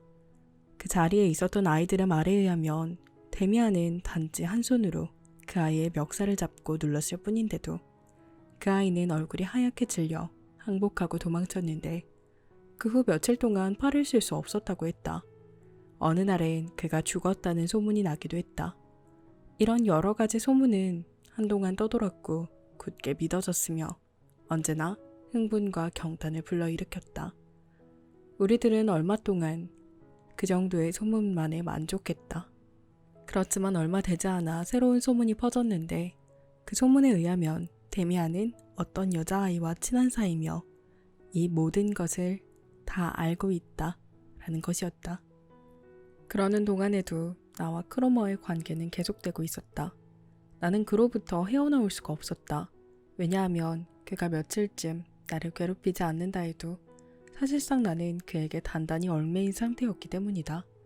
그는 꿈에서조차 그림자처럼 나를 따라다녔다. 그가 실제로 하지 않은 일들도 나의 공상이 그로 하여금 꿈속에서 그렇게 하도록 그를 부추겼다. 꿈속에서 나는 그의 완전한 노예였다. 나는 현실에서보다 꿈속에서 더 많이 살았으며 그의 그림자로 인해 힘과 생명력을 잃어가고 있었다. 나는 특히 크로머가 나를 학대하고 내게 침을 뱉고 내 무릎을 짓밟으며 나를 무서운 범죄로 유혹하는 꿈을 자주 꿨다. 유혹보다는 그의 힘에 의한 강요를 당했다고 하는 게 더 정확하다. 가장 무서웠던 꿈은 아버지를 살해했던 사건이었는데 나는 미치기 직전이 되어서야 잠에서 깨어났다. 크로머가 칼을 갈아서 내 손에 쥐어주었고 우리들은 가로수 뒤에서 누군가를 기다리고 있었다. 나는 누구를 기다리는지 몰랐다. 누군가 다가왔을 때 크로머가 내 팔을 건드려 내가 찔러야 할 사람이 다가왔던 걸 알려주었다. 자세히 보니 그 사람은 바로 나의 아버지였다. 그 순간 나는 잠에서 깨어났다. 그 꿈과 관련해서 나는 카인과 아벨에 대해서 다시 한번 곰곰이 생각해 보았는데 데미안 생각은 거의 떠오르지 않았다. 데미안이 다시 나에게 나타났을 땐 이상스럽게도 역시 꿈속에서였다. 참기 힘든 학대와 압박을 받는 꿈이었는데 내 무릎을 짓밟는 사람은 크로머가 아니라 데미안이었다. 신기한 점은 크로머가 내게 그런 짓을 했을 땐 고통과 혐오감을 느낄 뿐이었는데 데미안에게선 불안과 기쁨의 감정이 묘하게 뒤섞여 있었다. 이런 꿈을 2번이나 꾸고 나선 다시 크로머가 원래의 자리를 차지했다. 꿈속에서 경험한 일과 현실에서 겪은 일을 확실하게 분리해서 생각할 순 없었다. 어쨌든 크로머와 나의 괴로운 관계는 계속되었고 내가 조금씩 훔친 돈으로 그에게 지불해야 할 돈을 전부 다 갚았음에도 불편한 관계는 끝나지 않았다. 크로머가 나의 도둑질에 대해서도 훤히 알아버렸기 때문이었다. 크로머는 내가 돈을 가지고 올 때마다 그 돈이 어디서 났는지 물었는데 그로 인해 나는 전보다 더 단단히 그의 소나기에 잡히고 말았다. 그는 아버지에게 모든 걸 일러 바치겠다고 협박했다. 그럴 때마다 나는 두려움에 떨면서 애초에 그런 일을 저지르지 않았더라면 하는 후회를 했다. 나는 몹시 괴로웠지만 모든 일에 대해 언제나 후회하진 않았다. 가끔은 이런 일이 벌어지는 게 필연적이라고 느껴지기도 했다. 불길한 운명이 나를 지배하는 한 그것을 벗어나고자 하는 노력은 어리석은 일이었다. 아마 나의 부모님도 이런 나의 상태에 대해 무척 괴로워하셨을 것이다. 알 수 없는 영혼이 나를 덮쳐오므로 나는 평화로웠던 집안의 분위기와 더 이상 어울리지 않았다. 나는 잃어버린 낙원에 대해 견딜 수 없는 깊은 향수를 느끼기도 했다. 어머니는 나를 나쁜 아이보다는 아픈 아이로 취급하셨는데 사실상 내가 어떤 상태였는진 누나들의 태도에서 잘 알 수 있었다. 그들의 태도는 나를 위로해주는 한편 극도로 비참하게 만들었다. 그들은 나를 꾸짖기보단 불쌍히 여겼고 나를 악이 내재하는 미치광이쯤으로 생각했다. 가족들이 나를 위해 예전과는 다른 기도를 드리고 있다는 것도 알았지만 그 기도 역시 헛된 것이라는 사실을 잘 알고 있었다. 모든 괴로움을 던져버리고 싶은 간절한 희망과 진정으로 참회하고 싶다는 소망을 격렬히 느꼈던 적도 있었지만 모든 것을 아버지 어머니께 사실 그대로 이야기할 수 없었으며 도저히 설명할 수 없는 일이었다. 용서를 빌면 친절하게 받아들이고 따뜻이 위로해주고 동정을 얻을 순 있겠지만 완전한 이해를 바랄 순 없을 것이다. 또한 이 모든 일이 나의 운명임에도 불구하고 그들은 단순한 탈선으로 취급해버릴 것이었다. 대부분의 사람들은 11살도 채 되지 않은 아이가 이런 생각을 할 수 있으리라곤 믿지 못한다.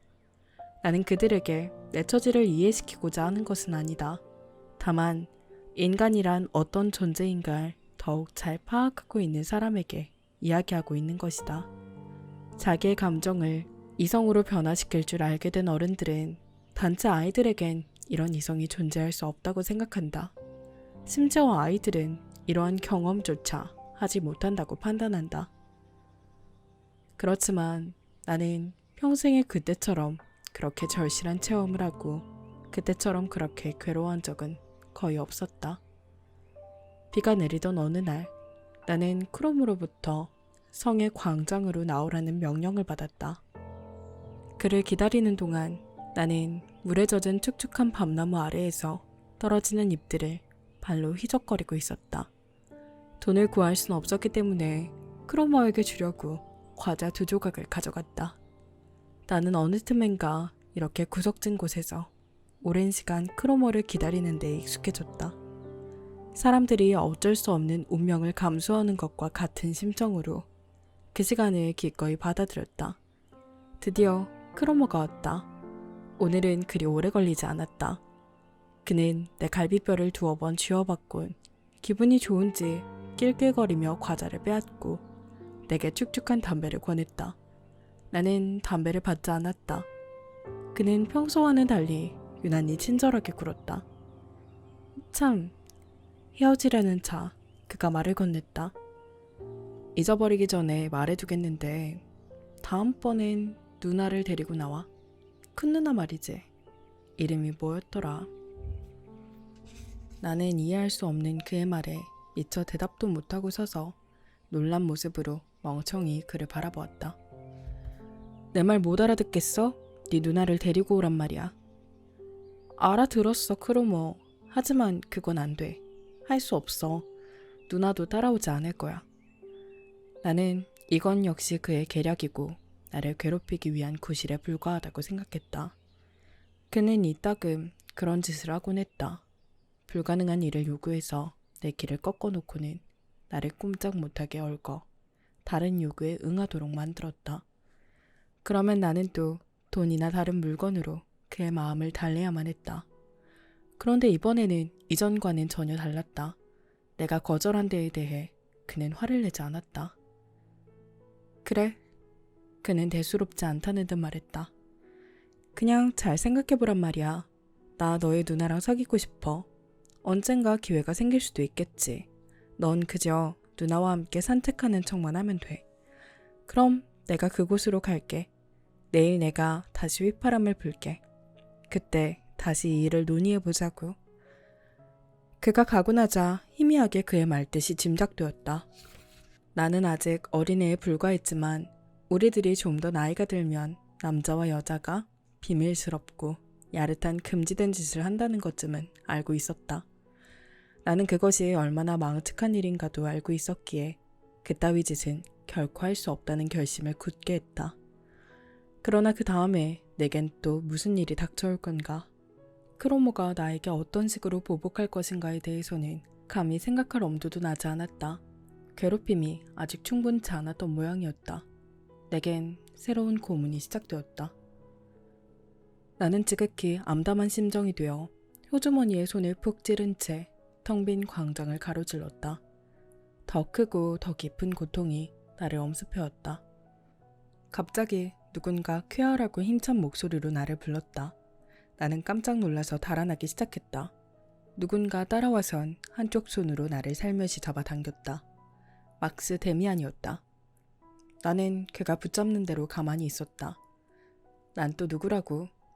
나는 불안을 감추며 말했다. 사람을 그렇게 놀라게 하는 법이 어디 있어. 그는 나를 쳐다보았다. 이때처럼 그의 눈빛이 어른스럽고 사람의 마음을 꿰뚫어 보는 힘을 가진 것처럼 느낀 적은 없었다. 오랫동안 우린 서로 이야기를 나눌 기회가 없었다. 미안해. 그는 정중하고도 분명한 어조로 말했다. 하지만 그렇게 놀랄 것까지는 없잖아. 물론 그래. 그렇지만 놀랄 수도 있어. 그럴 수도 있겠지. 하지만 네가 아무 짓도 하지 않는 사람 앞에서 그렇게 깜짝 놀란다면 그 사람은 좀 이상하다고 생각하고 호기심을 갖게 되겠지. 정말 수상하게 생각될 만큼 네가 놀란다고 생각하고는 사람이란 두려움에 사로잡혀 있을 때 잘 놀라게 되는데 하고 생각할 거란 말이야. 겁쟁이는 늘 불안해하니까 말이야. 그치만 난 네가 그런 겁쟁이라고 생각하진 않아. 그렇지 않니? 물론 넌 영웅도 아니야. 네가 두려워하는 무언가가 있단 말이야. 네가 무서워하는 누군가가 있는 거야. 하지만 그런 건 절대 있어서는 안 돼. 사람이 사람을 두려워한다는 건 말도 안 되는 일이야. 나를 두려워하는 건 물론 아니겠지. 안 그래? 아니야. 넌 조금도 무섭지 않아. 그것 봐, 맞지? 그렇지만 넌 누군가를 무서워하고 있지? 난 잘 모르겠어. 제발 그만둬. 뭐 때문에 이러는 거야? 그는 나와 보조를 맞추어 걸었다. 나는 내 옆얼굴을 쳐다보고 있는 그의 시선을 느꼈다. 가령 말이야. 그는 다시 이야기를 시작했다. 내가 너에게 호의를 가지고 있다고 하자. 그러면 넌 날 두려워할 필요가 없어. 난 내게 한 가지 실험을 해보고 싶어. 아주 재밌을 거야. 너도 거기서 무언가를 얻을 수 있을 거고. 자, 잘 들어봐. 나는 이따금 독심술이라고 하는 걸 시험해보곤 하지.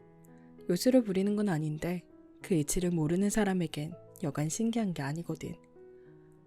그걸로 사람을 깜짝 놀라게 할 수 있으니까 말이야. 자, 우리 한번 실험해보자. 내가 너를 좋아하거나 혹은 흥미를 가지고 있다고 해두자. 그래서 이젠 네 마음이 어떤지 알고 싶어진 거야. 난 이미 그걸 시도한 셈이야. 난 너를 깜짝 놀라게 했지. 그러니까 넌 잘 놀란다는 말이야. 그건 곧 네가 어떤 물건이나 사람을 두려워하고 있다는 증거야. 어떻게 해서 그렇게 될 수 있는 걸까? 사람은 어느 누구도 두려워해선 안 돼. 그런데도 그 사람이 누군가를 두려워하고 있다면 그건 자기를 지배하는 힘을 그 누군가에게 내어주어 버렸기 때문이야. 예를 들어 네가 어떤 나쁜 짓을 했다고 치자. 그런데 다른 사람이 그 일을 알고 있는 거야. 그럼 그는 너를 지배할 힘을 가지게 되는 거야. 알겠니? 분명한 일이지만 그렇지 않니? 나는 어찌할 바를 몰라서 그의 얼굴을 쳐다보았다. 그의 얼굴은 항상 그랬듯 엄숙하고 영리해 보였고 또 호의를 가진 것처럼 보였지만 다정하기보단 엄격해 보였다. 정이나 또는 그와 비슷한 무엇이 그의 표정에 깃들어 있었다. 나는 어떻게 된 것인지 잘 알 수 없었다. 그는 마치 마법사와도 같이 내 앞에 서 있었다. 이해할 수 있겠니? 그는 다시 한번 물었다. 나는 그저 고개를 끄덕일 뿐 아무 말도 할 수 없었다. 독심술이 신기해 보일 거라고는 하지만 그건 지극히 자연스럽게 되는 거야. 예를 들면 언젠가 우리가 카인과 아벨에 대해 이야기 나누었을 때 네가 나를 어떻게 생각하는지 확실하게 맞춘 것 같아. 그런데 지금은 그 이야기를 할 때가 아니야. 넌 한 번쯤 내 꿈을 꾸었을 수도 있어. 하지만 그 이야기는 그만두자. 대부분 아이들은 멍청하게 짝이 없는데 넌 무척 영리한 아이야. 이따금 믿을 만한 영리한 아이와 이야기하는 걸 좋아해. 너도 물론 괜찮겠지? 그래, 괜찮아. 하지만 난 네가 무슨 말을 하는지 잘 모르겠어. 그럼 재밌는 실험을 다시 시작해볼까? 우린 어떤 소년이 잘 놀란다는 것과 아마도 그는 이 누군가와 매우 불쾌한 비밀이 있는 모양이란 말이지. 대략 들어맞지? 나는 꿈속에서 그랬던 것처럼 그의 목소리와 힘에 압도당하고 있었다. 나는 그저 고개만 끄덕이고 있었다. 지금 그가 하고 있는 이야기는 오직 나만이 알 수 있는 그런 것이 아닌가. 이렇게 모든 것을 분명하게 알고 있다니. 내 자신보다도 더 분명하게 알고 있다니. 데미안은 내 어깨를 힘차게 두드렸다. 그럼 내 말이 맞구나. 난 그렇게 추리할 수 있었어. 이제 한 가지 질문이 남았어. 조금 전에 너와 헤어진 애는 누구지? 나는 깜짝 놀랐다. 그리고 비밀을 들키고 말았다는 사실이 무척 고통스럽게 느껴졌다.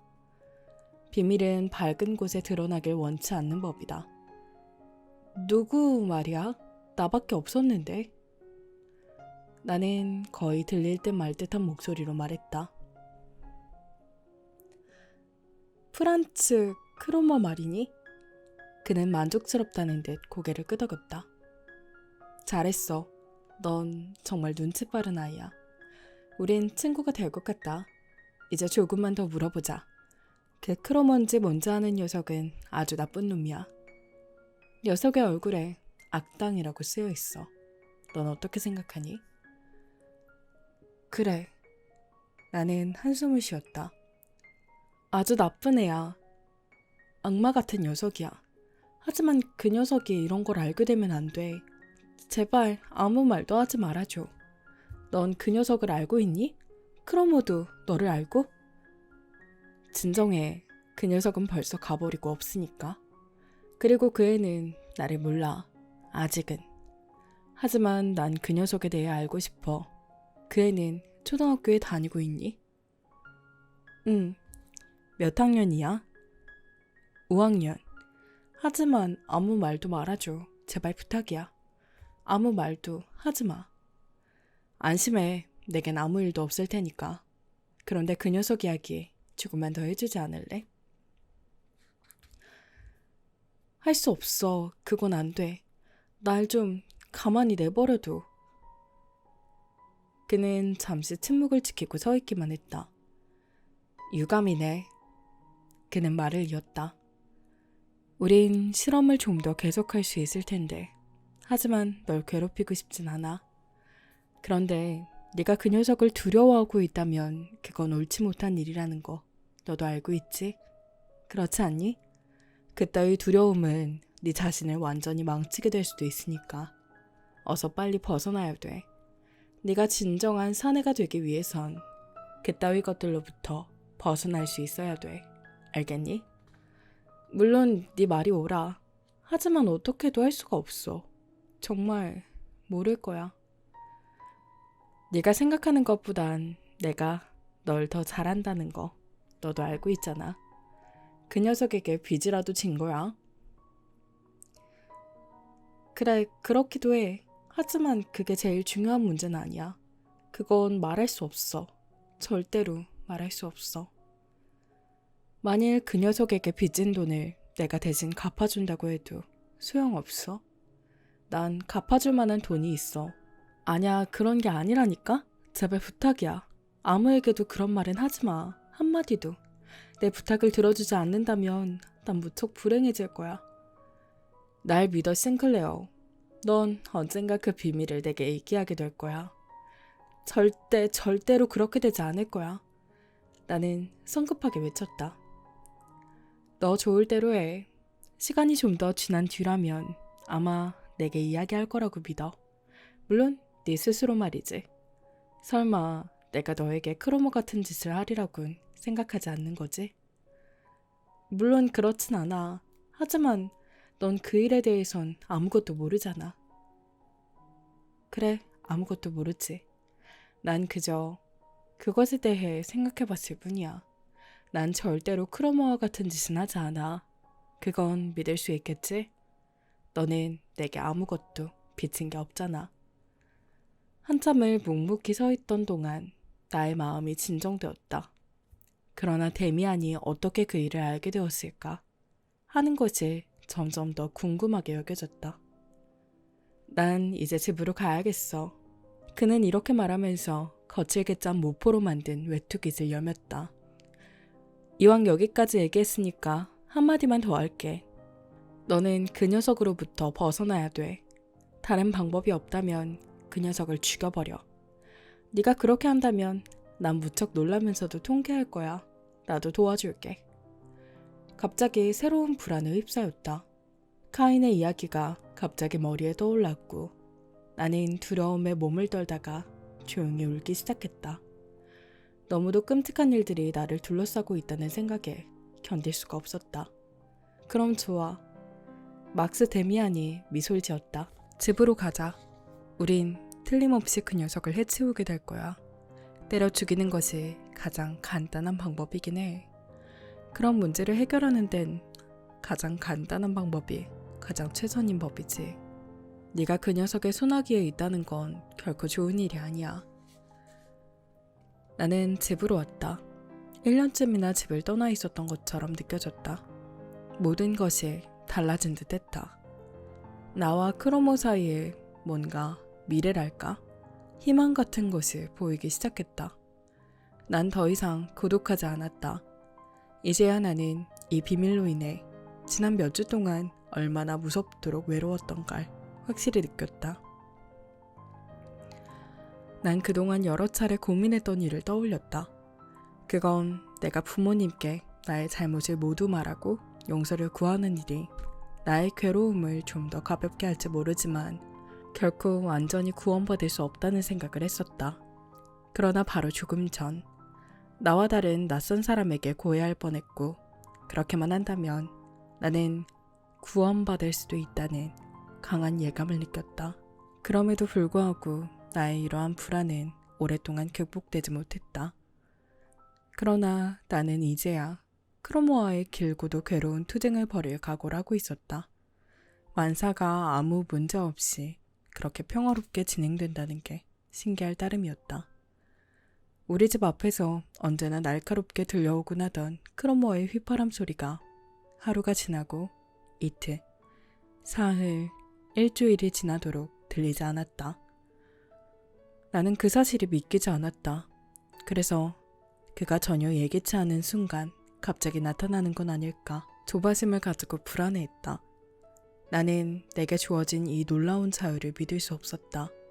자유에 대한 불안감은 어느 날 프란츠 크로머를 우연히 만났던 순간까지 계속되었다. 그는 사일러 거리에서 내가 있는 방향으로 걸어오고 있었다. 그가 나를 보자 흠칫 놀라더니 얼굴을 잔뜩 찌푸린 채 나를 피해 그대로 되돌아가 버렸다. 전혀 상상하지 못했던 일이었다. 나의 적이 내 앞에서 달아나다니, 악마가 내게 겁을 먹다니. 기쁨과 놀라움이 내 가슴을 뚫고 지나갔다. 그 무렵 어느 날 데미안이 내게 나타났다. 그는 학교 앞에서 나를 기다리고 있었다. 안녕? 나는 데미안에게 인사를 했다. 안녕 싱클레어. 어떻게 지내는지 보고 싶었어. 크로머도 이젠 널 괴롭히지 않을걸? 그렇지. 네가 그렇게 했구나. 도대체 어떻게 한 거야? 어떻게? 난 뭐가 뭔지 모르겠어. 그 녀석은 전혀 보이지 않아. 잘 됐네. 만약 그 녀석이 다시 나타나면 그럼 그 녀석에게 그저 데미안을 기억하라고만 말해. 그게 무슨 상관이 있는 거야?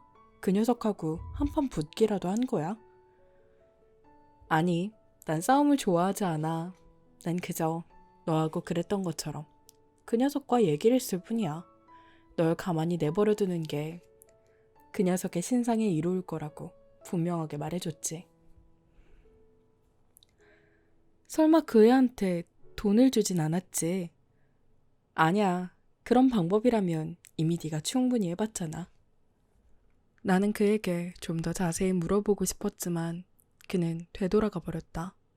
나는 감사와 두려움, 경탄과 불안감, 호감과 반항심 등이 이상하게 뒤섞인 옛날부터 그에 대해 느껴왔던 가슴 답답함을 느낀 채 혼자 덩그러니 남아있었다. 나는 다시 그를 만나 모든 일에 대해서 또는 카인의 문제에 대해서까지도 더 많은 이야기를 해야겠다고 생각했다. 그런데 그렇게 되진 않았다. 감사의 마음이란 어찌되었든 내가 지닌 미덕이라고 할 수 없고 더욱이 어린아이에게 그런 것을 요구한다는 건 위선적인 일이다. 그래서 나는 데미안에게 취했던 내 자신의 배은망덕한 행위를 그다지 탓하지 않는다. 만일 그가 크로머의 소나기로부터 나를 구해주지 않았더라면 난 아마 평생 병들고 타락해버렸으리라 확신한다. 그 당시로서도 이 해방감을 내 소년기의 최대의 경험이라고 생각했지만 막상 해방을 시켜준 사람에 대해선 기적이 이루어지기가 무섭게 잊어버렸던 것이다. 이미 말했듯 배응망덕이란 내게 있어 결코 이상스러운 일이 아니었다. 이상스러운 일은 내가 그 일에 대해 전혀 호기심을 갖지 못했다는 것이다. 데미안을 통해 알게 된 비밀에 관해서 더 자세히 알아보지 않은 채 어떻게 단 하루라도 편안하게 지낼 수 있었던가. 카인에 관해, 크로머에 관해, 독심술에 관해서 더 많은 것을 알고 싶은 호기심을 난 어떻게 참을 수 있었을까. 이 일만큼은 정말 이해되지 않는다. 그렇지만 그건 사실이었다.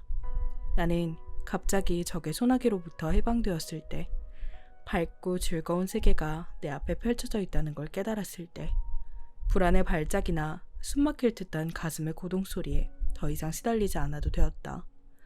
날 얽매왔던 속박으로부터 해방되었고 난 더 이상 가책에 떠는 죄인이 아니었으며 다시 예전의 학생으로 되돌아갔다.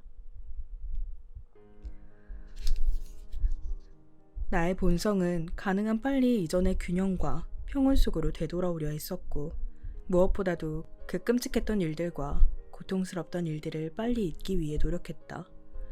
나의 죄와 깊고 긴 고통의 날들이 흔적 하나 없이 내 기억에서 사라져갔다. 잊어버리려 한 것은 단지 그뿐이 아니라 날 도와주고 구원해준 사람에 대해서도 마찬가지였다. 내가 왜 이렇게 했는지에 대해선 이젠 이해할 수 있다. 저주받은 죄의 구렁텅이 속에서 크로머에게 당한 몸서리 쳐지는 수모와 상처 입은 영혼이 모든 힘과 노력을 다해 이전에 행복하고 만족스러웠던 세계로 도망쳤던 것이다. 나를 향해 다시 문을 활짝 연 낙원으로, 아버지와 어머니의 밝은 세계로, 누나들에게로 좋은 향기와 아벨에 대한 신의 사랑이 존재하는 곳으로 난 되돌아왔다. 데미안과 짧은 이야기를 나눈 그 다음날 되찾은 자유에 대해 완전히 확신이 서고 그런 일이 다시 일어날 거라는 염려를 내려놓게 되었을 때 나는 열렬히 갈망했던 일을 했다. 용서를 빌었던 것이다. 나는 어머니께 자물쇠가 부서지고 진짜 돈 대신 장난감 돈이 들어있던 저금통을 내보이며 얼마나 오랫동안 나의 어리석은 거짓말 때문에 못된 어린아이에게 시달림을 받아왔는지 고백했다. 어머니는 그 모든 것을 다 이해하진 못했지만 저금통과 달라진 내 눈빛과 달라진 내 목소리로 내가 병에서 회복되어 다시 어머니의 아들로 되돌아왔음을 알아차렸다.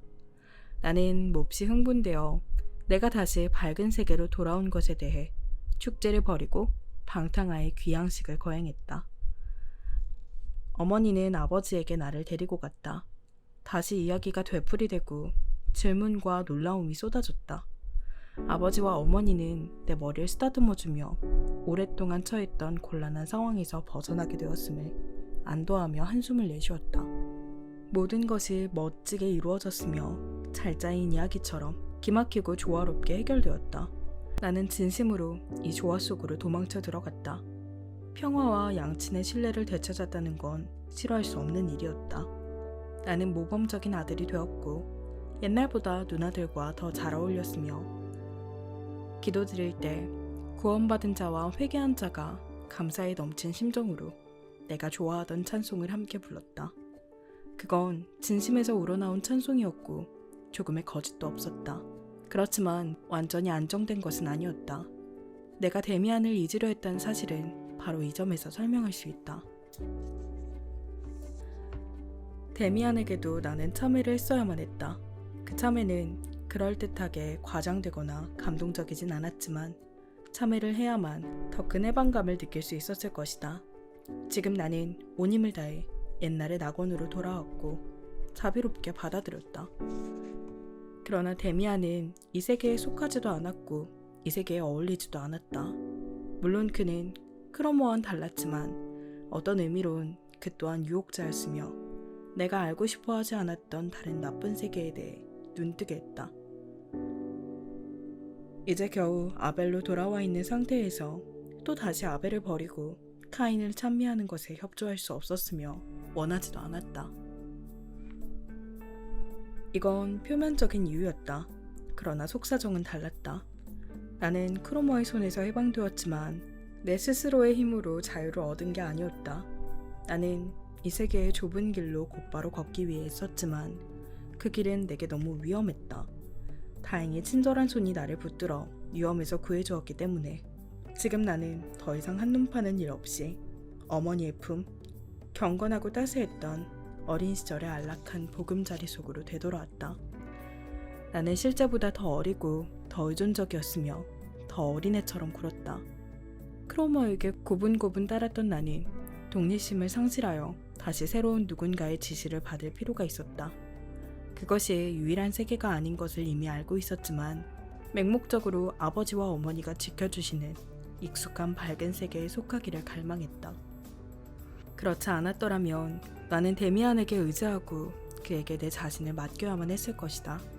내가 그렇게 하지 않은 건 그 당시의 나에게 지극히 정상적인 그의 이단적인 사상에 대한 불안감 때문인 듯 했다. 또한 두려움 때문이었다. 데미안은 내게 부모님들이 요구하는 그 이상의 많은 것을 요구하고 자극과 경고로서 조롱과 풍자로서 나를 더욱 적극적인 인간이 되려고 애썼을 것이다. 지금에야 나는 그것을 확실히 깨닫게 되었다. 인간에게 있어 자기 자신에게 다가서는 일보다 더 어려운 일은 없다는 것을. 약 반년이 지난 어느 날 산책길에서 나는 아버지에게 아벨보다 카인이 더 좋은 사람이라는 의견에 대해 어떻게 생각하는지 여쭤보았다. 아버지는 대단히 놀라면서 그러한 견해는 조금도 새로운 점이 없다고 설명해 주셨다. 그 견해는 원시 기독교 시대부터 여러 종파에 의해 전도되었는데 그 종파 가운데 하나가 바로 카인 교파였다. 그러나 이러한 이단적인 사상은 우리의 믿음을 파괴하려는 악마의 기도일 뿐이다. 왜냐하면 만일 사람들이 카인이 옳고 아벨이 부정하다고 믿게 된다면 신이 잘못을 저지른 것이 되고, 따라서 성경의 신은 올바른 유일 신이 아니라 그릇된 신이라는 결론이 나오기 때문이다. 실제로 카인 교파들은 그와 비슷한 견해를 주장했다. 그러나 이런 이단교도들은 먼 옛날에 사라졌고, 그럼에도 불구하고 나의 학교 친구가 그런 것에 대해 알고 있다는 사실을 아버지는 이상하게 생각했다. 그리고 이런 생각은 단연코 배척해야 한다고 엄숙하게 경고하셨다.